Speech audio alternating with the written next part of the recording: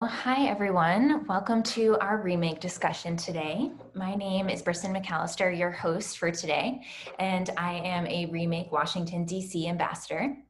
And throughout our conversation today, please feel free to use the chat function on Zoom, whether it's to introduce yourselves or chat amongst yourself or ask questions.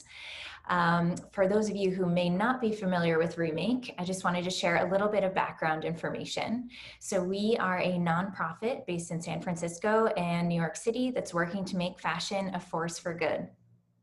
We do this in a variety of different ways, one of which is to hold brands accountable.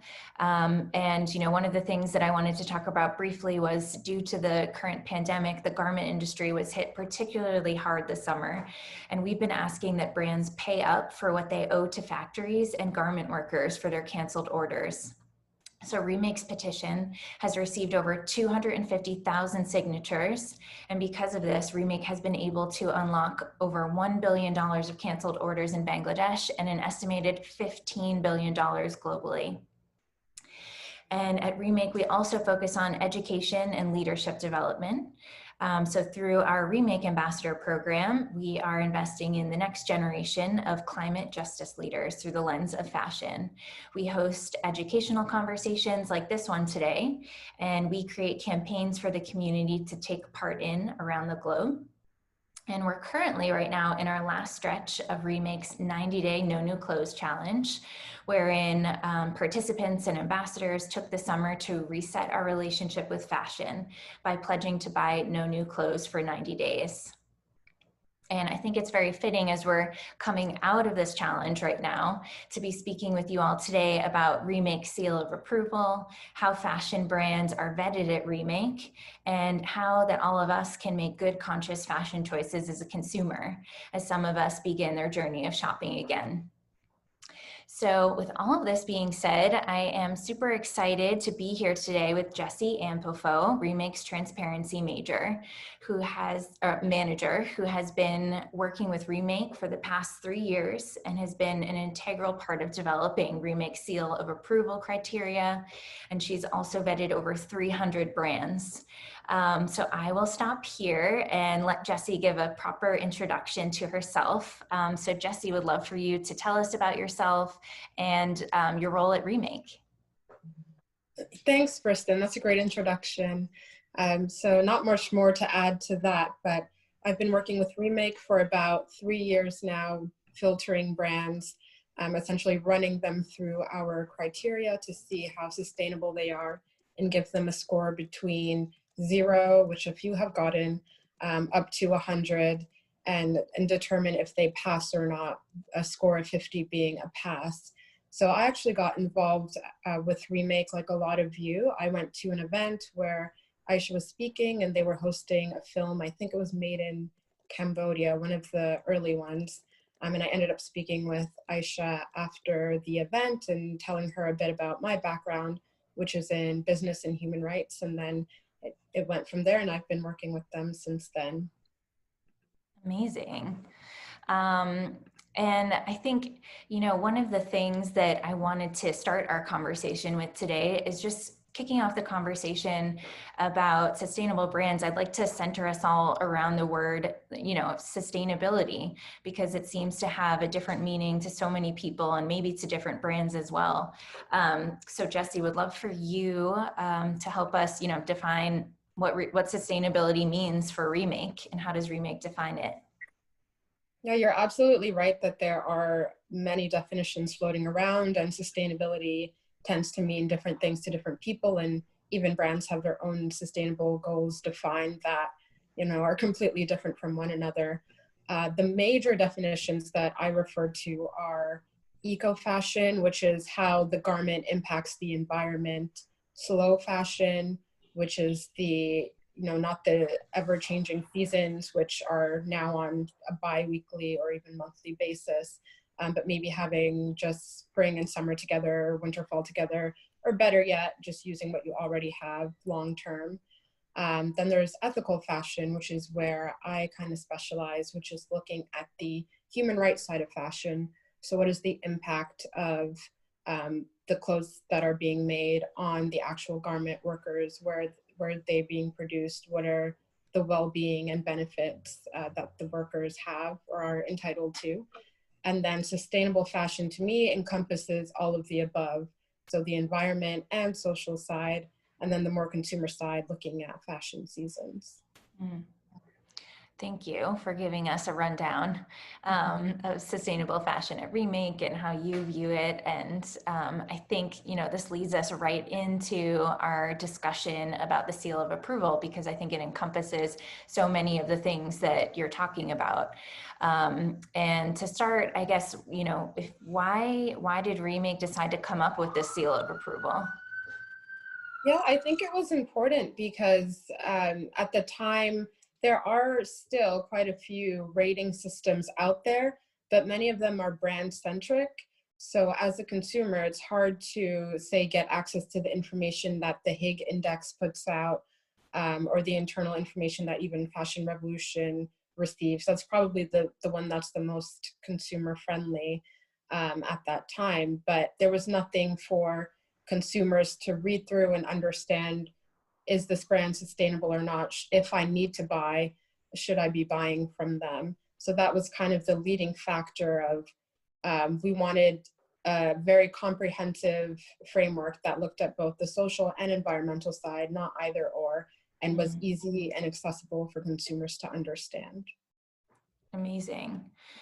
Which is so important, because a lot of the times, as a consumer, when you're trying to find out, is this brand really sustainable? I'm seeing a piece of information, but I don't know the whole story behind the brand. And so, having this seal of approval for consumers to go to is really helpful. And I'm going to drop it in the chat for everyone to take a look at the brands.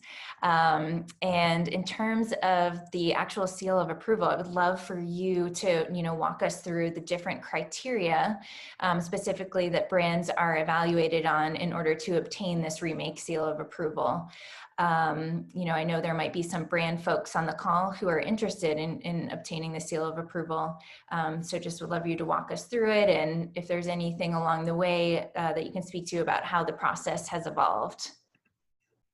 Yeah, so I'm not sure if anyone on the call has had a look at the criteria. I think we have a link to it somewhere online.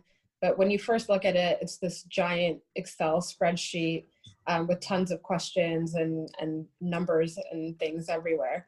But essentially what it comes down to are a few key sections. So the first half of it is looking at the social side, or that ethical fashion side of production. So transparency and traceability. Does the brand share where the products are made, how much workers are paid? It also looks at worker well-being. So do the workers have benefits? Can they unionize? Do they have freedom of association, healthcare? And then we go into environmental sustainability. So what is the brand's impact on water, waste, and carbon? Do they have any initiatives in that space? Are they working toward both the social and environmental side of sustainability?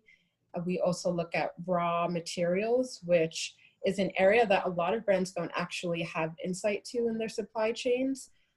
So that's looking all the way down your supply chain past the factory to where the materials that you use are produced, who is picking the cotton, do they have human rights, are they getting living wages?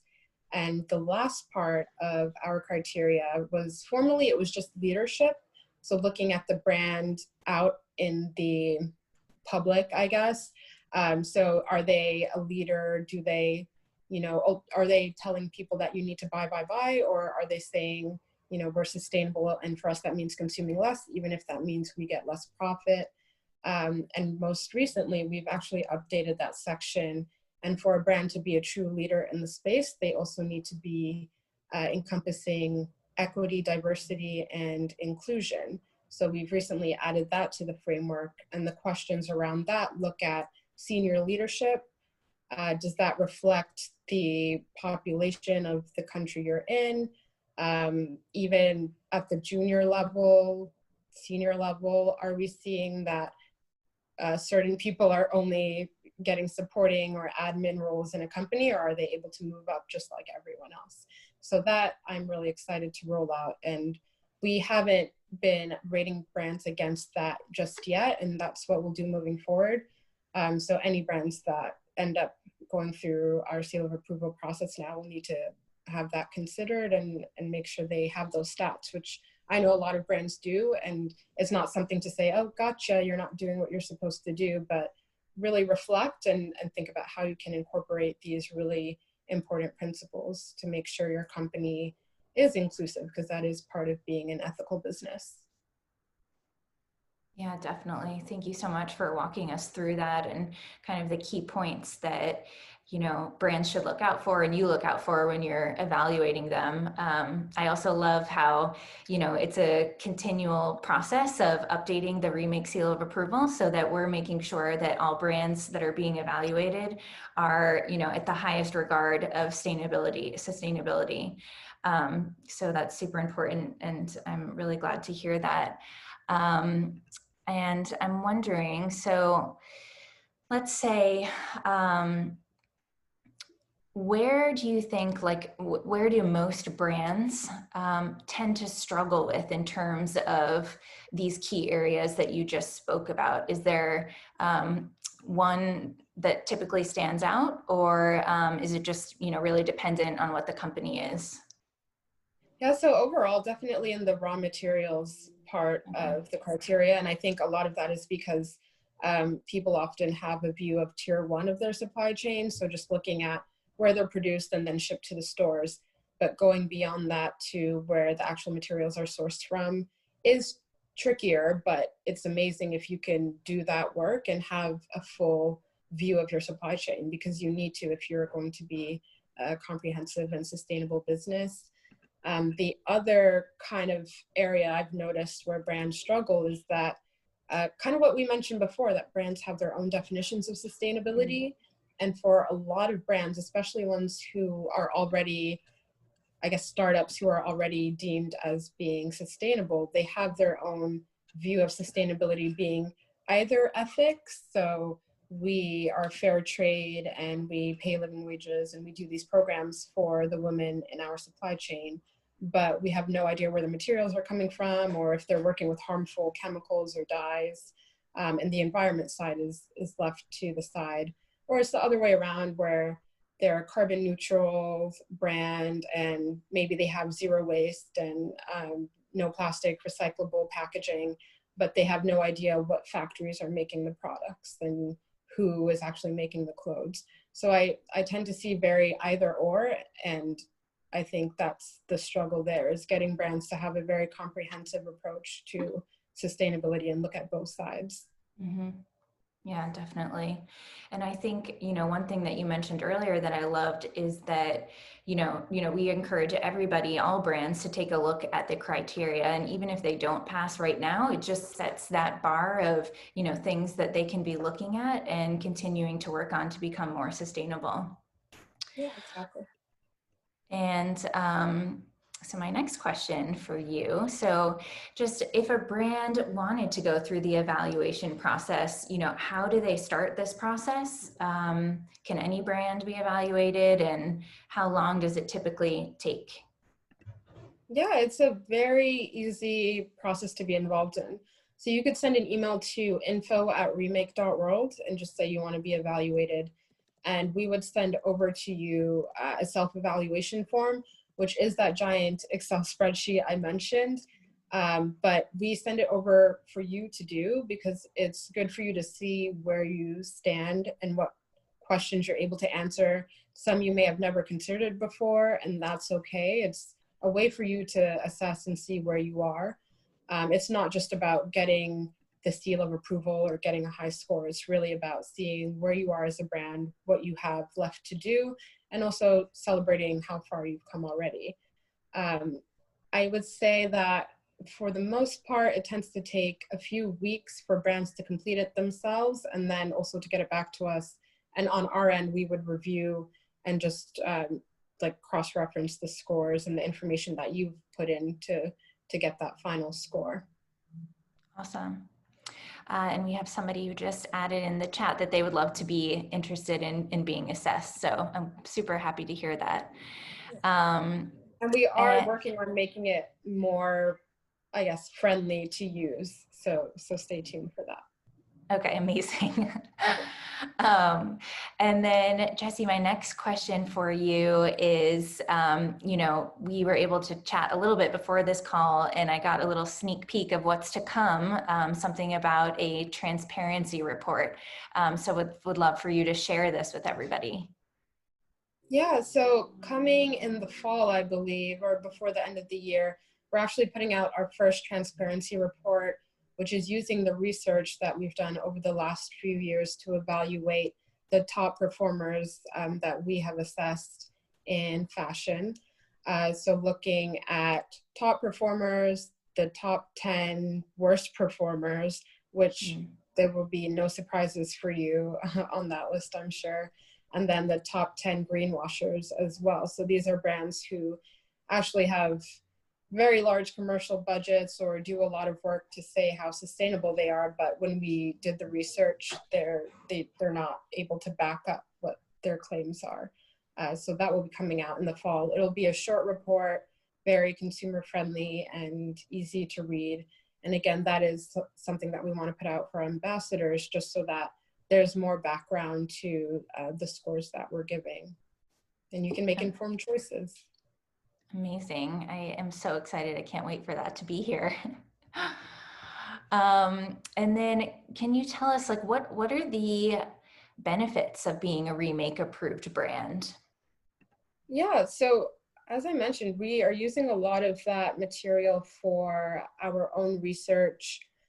So the transparency report, for example. But one of the biggest things that I think brands get out of being Remake approved is that they get access to our ambassadors. So we have our list of sustainable brands.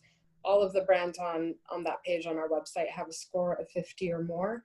And at the moment, we're working to revamp that page as well. So it'll be searchable by category and much more user-friendly. So having access to that network is one thing, but then also having access to other brands in your field who are trying to do the same things that you are. There are a lot of smaller brands who are doing more than a lot of the big brands out there. And it's hard and it's costly, and having that support and having a network to confirm that you're doing the right thing, I think is really important. Wow, I love that. I imagine it's so impactful for a lot of these smaller brands to be able to collaborate and network with other sustainable companies and, find efficiencies in their sustainability path. And one thing that we talk a lot about in the sustainable fashion space is this discussion about accessibility and affordability for sustainable brands, because there's a little bit of stigma around the fact that sustainable fashion is really expensive. So I just wanted to ask you, do any of the Remake approved brands offer a range of price points for consumers? Yeah, they do, and we're always building more or adding to our list. And if you, as ambassadors or people on this webinar, have suggestions for brands that you love or that you think are affordable and others might be interested in, definitely send them our way, because we want to constantly add to the categories and the range that we have. So we do try to have quite a few brands that vary in price. For the bigger brands, I've noticed they tend to have lower price points just because of that marginal power or purchasing power they have. But a lot of the startups have higher, more luxury brands, and we definitely want to see a bigger range in prices, even me speaking as a consumer, because it is important to make good clothing available and accessible for everyone. So yeah. Yeah. Okay. That's awesome to know. And the other thing I just wanted to mention is, although this panel discussion is about, new clothing and brands, one affordable way is to, repurpose what you have or take part in our challenges like the 90-day no new clothes or thrifting. So there are definitely opportunities there as well. Yeah, I think that's so important. Remake has a ton of resources to help you so that you're not relying just on buying or purchasing new products. That is part of the movement, is making use of what you already have and lowering our impact overall. Yeah, definitely. And Jesse, so I can't imagine that, you've evaluated so many brands, over 300 brands, and I'm so interested to hear about like any stories that you have, or like 2 to 3 of your favorite brands that you've evaluated, and, something that was interesting that you learned or found out about these sustainable brands. I think the best stories for me are when we evaluate a brand and they don't do as well as they had hoped, or it turns out they haven't passed and they didn't get the score that they thought that they might. And rather than being kind of I suppose it might be disappointing, but rather than being discouraged about it, they will come back to us sometimes even a year later and say, these are the changes we've made. Can we be reevaluated? And then when they pass, it's just so amazing, because that impact is just going down the supply chain, all because they've made a few changes at the top. And so I love when that happens. So if you don't pass for whatever reason, it's not the end. You can definitely make a few changes and get there. So that's always great. A few brands that I really like, the first one that comes to mind is Gnome, which is in outerwear, and I think they do women's wear as well now. But they were one of the first brands I scored, and to this day they might have the highest score that we have. I think they have an 86 out of 100, and the average score is 43, which is kind of sad. But and they were one of the first brands I scored that did really well, and it was just so encouraging and gave me hope that it is possible for brands to get it right and to do what they're supposed to do. There's no reason that a brand can't look at both the environmental and social side and actually be actively working to improve in both areas. So that was really encouraging. And they have some cool product. Another one is Hara the Label, which is a more recent brand, but they do intimates and loungewear, and they just have a really good body positivity message. And I love looking at even their social media when I happen to be on, but their items are pretty comfortable, and yeah, I think they're a great brand who's also doing things the right way, even though they're a small brand, and I do think it's harder for small brands to be more sustainable. And it shouldn't be, because they're an example of, that you can do it. And then there's Mud Jeans, and there's actually a lot of innovation in the denim space. So I've seen factories that are doing some incredible things, reusing water, using recycled or old cotton. And Mud Jeans is a brand that's doing a lot of good things, or it has a good view of their supply chain. And when I was researching them, they were actually quite open and said, we found these issues in our audits and we need to address them. And I thought that kind of transparency is so important, because a lot of times brands think that to be transparent, they need to be getting it perfect. And you don't. It's just saying that you have a view of exactly what's going on and you're taking action to correct it if you need to, or continue it if it's something good. So those are some of the key brands that I personally enjoyed, and that I've discovered through doing this work. I love that. Thanks so much for sharing. And I love that, the Remake approved brands are, it could be like for something like denim or intimates and lingerie to, a company that provides all different types of clothing. So, you can really find everything on the Remake approved brands for, what you might be looking for. And I'm just wondering, so, we're talking about a lot about the Remake approved brands and the criteria that they have to go through. Thinking about for anybody on this call, or ambassadors, consumers who are thinking about purchasing something, and, when they're out and about shopping, they may not have access to the Remake approved list. What are some questions that you would recommend just, thinking about to ourselves before making a purchase or not? Or, what should people look out for if assessing if a brand is ethical or not? Yeah, I think the two major questions I would consider, the first would be, what is the impact of this garment? So in every piece of clothing, there should be a little tag which says what its composition is and what it's made of. So looking at that, is it, like 4 or 5 blended fabrics. So is it like polyester and some cotton and some wool and some nylon? Because at the end of its life cycle, that will be really hard to pull apart and recycle if you did want to recycle it. If it's something that's 100% polyester or 100% cotton, that is much easier to recycle at the end of the life cycle. So asking questions like that, how will I take care of this garment? Because you always want to extend the longevity of the garment as well. So is it something that you're going to have to wash often? Is it something that you can hand wash really easily? Or will you need to do special care, special soaps or chemicals? And looking at the dyes as well, composition, does it have like little beads or rhinestones, and how secure are those to the garment? Has it been made well is what the question boils down to. But you want to think about that, just so you are thinking about the end life cycle of that garment. When you're done with it, is it just done, or can you recycle it? Can it be repurposed? Can you use it for something else? Are you going to wear it enough times? And the second question is, who made my clothes? So are you able to, if there are brands that you buy from fairly often, it's definitely worth doing some research, going to their website and looking at their About Me page. Hopefully they have a sustainability page, and then diving in and seeing, do they actually talk about where their clothing is made? So do they know what countries even?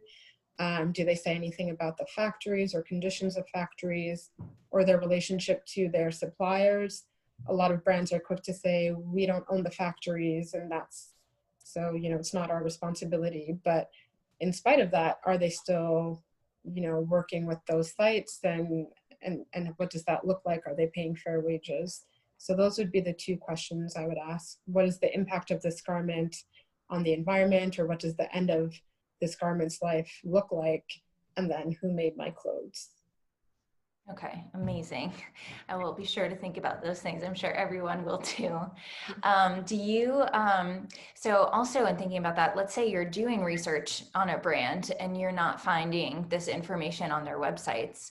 Do you recommend, reaching out to a brand to ask as a consumer, or what would you recommend to try to get that information if it's not shared on the website? Yeah, definitely reach out to them. They should be able to answer, because they should know what is going on in their supply chain. And if it's important to a consumer, then they should definitely keep tabs on that and be able to answer. And it is their responsibility to know as well.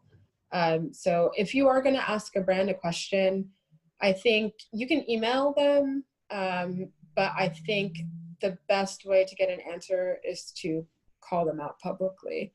So get on social media at them. If you email them, that's fine, but then maybe share a copy of your email over social media. And I find that tends to push them to respond a bit more. Unless you're able to find someone who actually works at the company and is in charge of that area. But otherwise, yeah, I think definitely reach out to them and ask questions. Okay, amazing. And then I guess, what would you recommend to all of us for ways to keep this conversation about sustainability across brands going?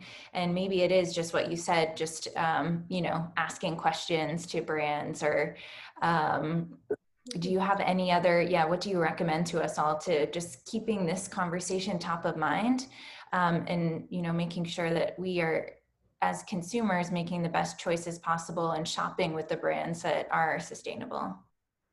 Yeah, ask questions, definitely, and do some research on your own as well.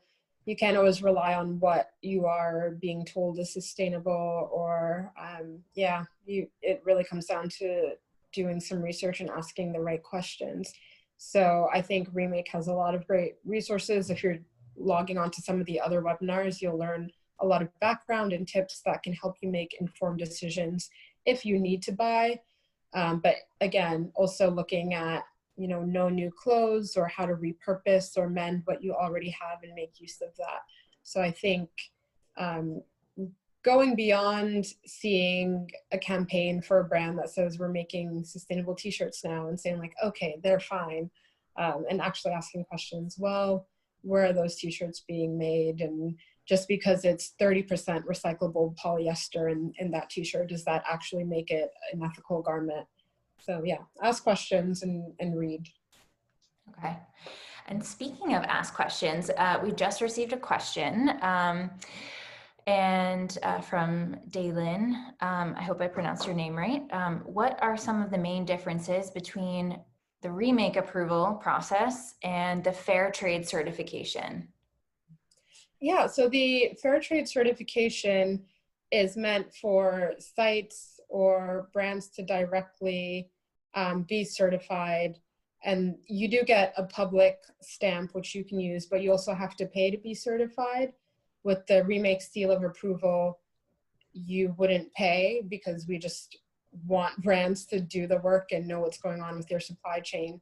So it's more of an informational tool for the brand themselves, but then also it lets our ambassadors or the general public know who they can feel comfortable buying from. So fair trade does let people know that they can feel comfortable buying from a brand, but from the social side more so than the environment side. And we are looking very deeply at both. And then again, you don't have to pay for the Remake seal of approval. Awesome, thank you. And then I did want to open it up to questions for the group. If anybody has any questions specific, about the criteria for the Remake seal of approval that Jesse would be able to help answer, or anything, from the consumer perspective from your side, would love to open it up to questions for everyone.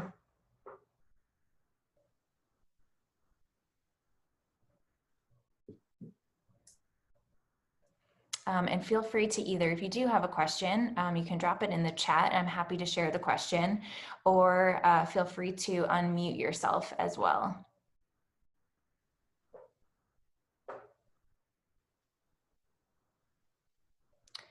Okay, so one question we just received: do you continuously monitor brands?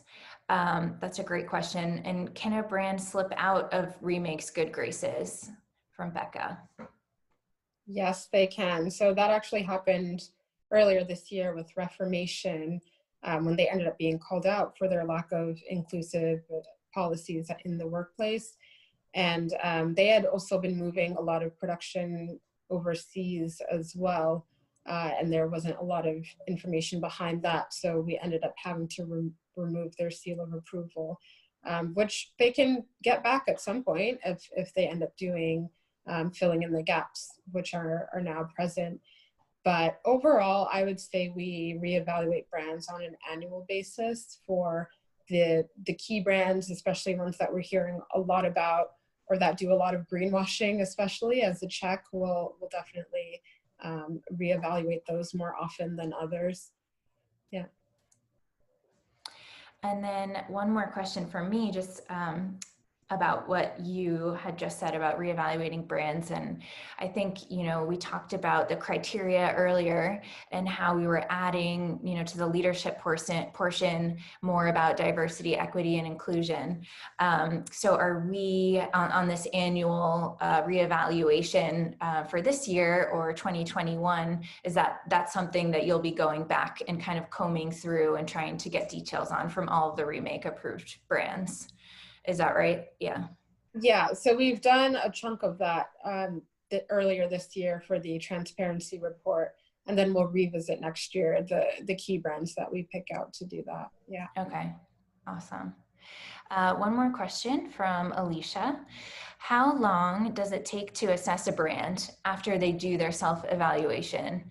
And do you visit the factories and companies? So I guess to actually know if how they're evaluating is accurate. Mm-hmm. So ideally 2 weeks. This year, with everything going on in the pay up campaign and the transparency report, it's been a little longer, but usually it's a 2-week turnaround. And that's a great question, actually. That's an important thing to note. So we don't visit any factories or companies directly, but we rely on public information, because as a consumer, you would be just looking online or watching an interview or reading an article about a brand. You wouldn't be able, unfortunately, to go into a factory and actually see what's happening, which some brands are starting to do, which is great. So from our perspective, we're doing it from what a consumer would be able to find, what information is publicly available for a brand. Okay, amazing. Thanks for sharing that. Um, and I had another question going back to just the topic of greenwashing, because we had mentioned that a few times. And I just wanted to know from your perspective, are there any sort of cases of greenwashing that you have kind of seen over and over again that we as ambassadors and consumers should be aware of?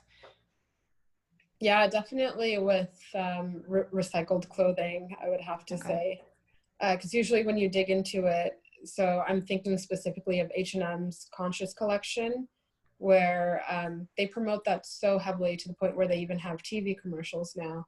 But when you look into it, it's one of those lines where it's a few items dedicated to being sustainable, but even then, they're deemed sustainable by H&M because they have a certain percentage of recycled material, but they're still made in the same factories. It doesn't mean people were paid living wages. It doesn't mean good chemicals or dyes were used. It doesn't mean that the rest of the garment is recyclable or can be recycled at the end of your use with it.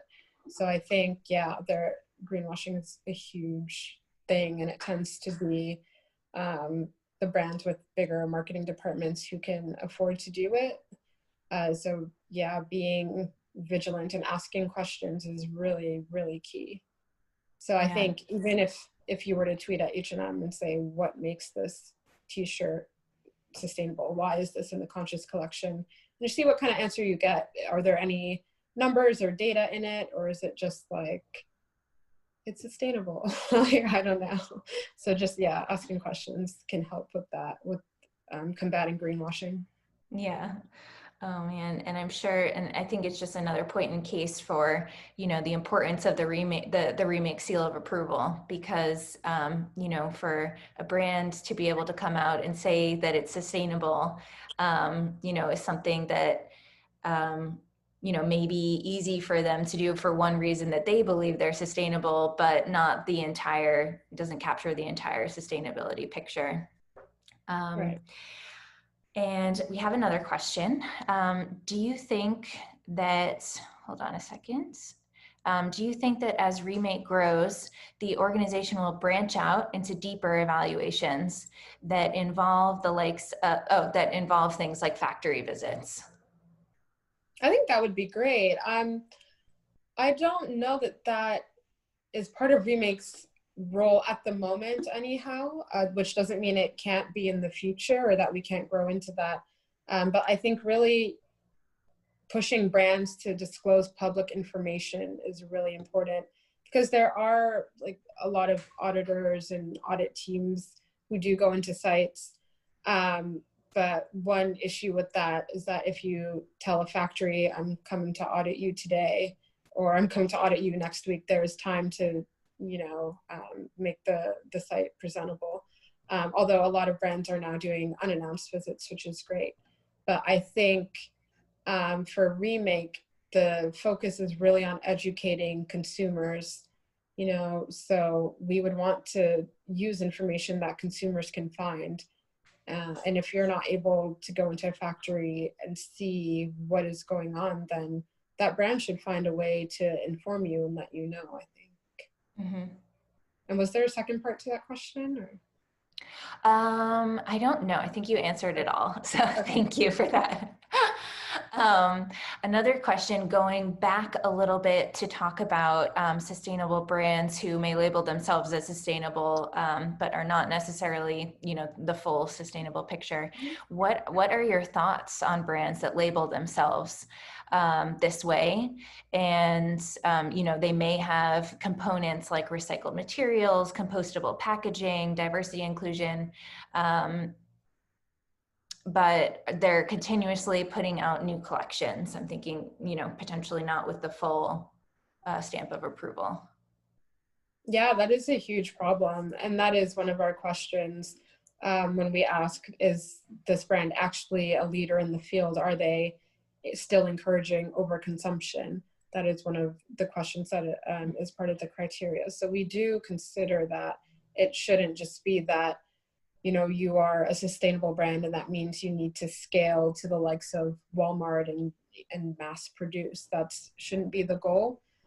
So we do reflect on that as well. And I personally think that a lot of smaller brands and startups have some aspirations to grow and be bigger, which is just, that's a byproduct of like the capitalist society that we live in. But I think, think beyond that. What is actually good? What is actually ethical? Do you need to be producing that much? Who does that benefit? Yeah, definitely. Thanks for answering that, and thanks for asking. We are getting so many questions, so I'm just going to keep going with them. Yeah. So I'm so happy to see everybody engaged, and feel free to keep asking, and I will make sure to deliver them. So next question is, what is the current geographical scope of brands that Remake is looking at in regards to different shipping areas? Yeah, so originally it was just the US, so it's very US centric and US heavy. But we are moving more into brands in other places. And if you know of any that are in different regions, definitely send them across that you would like us to evaluate. For the most part, even the US brands, I mean, it's hard to consider them actually US brands because no one is actually producing in the US. They're all producing in the same countries abroad. But yeah, I think we've started to look at some more European brands. And yeah, we're open to anything. It's just that's what has come our way so far. Okay. And that kind of leads right into one of our next questions about, will Remake evaluate Canadian brands like Lululemon? And also like good brands in Canada. Oh, okay, I see. There are some good brands in Canada like Tentree and MEC label. So I guess, how do you decide to go out and evaluate brands? Like if you did want to evaluate Lululemon, or would they have to come to you at this point to kind of get that process started? No, originally it was us picking out brands to filter and evaluate ourselves. It's just that now that Remake continues to grow and grow, we're having more and more brands come to us. But we are definitely still open to, yeah, we still do a lot actually determine what brands we're going to select and go through ourselves. And again, it's just what we are exposed to or based on what we're reading, and where the movement is at the moment. But we are definitely open. So you can send brands our way. Lululemon, I actually think we may be doing for the transparency report. I think we do have a score for them, which is not very high, unfortunately. But I know we've done, I want to say it's called Tanga Designs, and they are based in Canada. But yeah, open to brands anywhere, honestly. And especially because a lot of brands outside of the US are more conscious about ethics and business. So yeah. Yeah, that would be actually like super interesting to see as well, kind of a geographical report of, how brands are becoming sustainable and seeing how they are in different countries. Um, there is a great question in here that I'm scrolling back to, from an ambassador, a Remake ambassador, asking, is there a way for ambassadors to help out with this evaluation process? Yes, absolutely. So it's not me on my own doing it. So originally it was, but now I'm doing it with another ambassador, Kelly, who actually did a lot of work on the Everlane campaign, which was based on the research that we did and her evaluating that brand, and just seeing what a low score they got, but then how much press they get for being a transparent brand. And so that's where that campaign came from. So yeah, we're open to having ambassadors join. Please help because there are so many brands coming to us now. It does extend our turnaround time when it's just the two of us working through everything. So yeah, if you're interested, send me a message or send an email. Amazing. You're going to have a growing team shortly, I'm sure. So I guess I'll just take a minute. I think I got to everybody's question, but we'll just wait one more minute to see if anybody else has any questions. And then we will go from there. So does anybody else want to jump on and ask a question?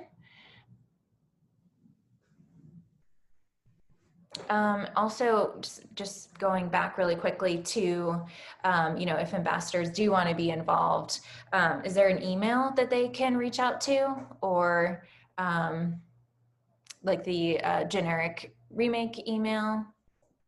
Yeah, so there's info@remake.world, and Okay. that directly kind of is allocated out to everybody. So yeah, and I'm Okay. pretty quick on email. So Awesome. Well, I think if that is it, if nobody has any last minute questions, um, I will say, Jesse, thank you so much for being here today and talking to us about the seal of approval and so much more. I feel like you've left all of us equipped with information about the seal of approval process and, how we all as ambassadors and consumers can choose to evaluate brands going forward. So thank yeah, you. yeah, of course. Thanks for moderating. Yeah, so great to be here with you. And for everyone else on the call, I just wanted to mention that we do have a few more events coming up this month. First, to round out our No Clothes campaign, and we also have a few events like an upcoming screening of Made in America, as well as a chat with some brands in the DC area, and a book club conversation. So if you are interested in joining any of these, feel free to check out the Remake events page. You can also sign up for these on Eventbrite. And lastly, if you are new to this conversation and you enjoyed it, you may be interested in our ambassador program and want to learn more, please feel free to reach out to either Jesse or myself. I'm also going to drop an email into the chat right now that's specific for ambassadors. But thanks everyone. I hope you all have a great rest of your evening.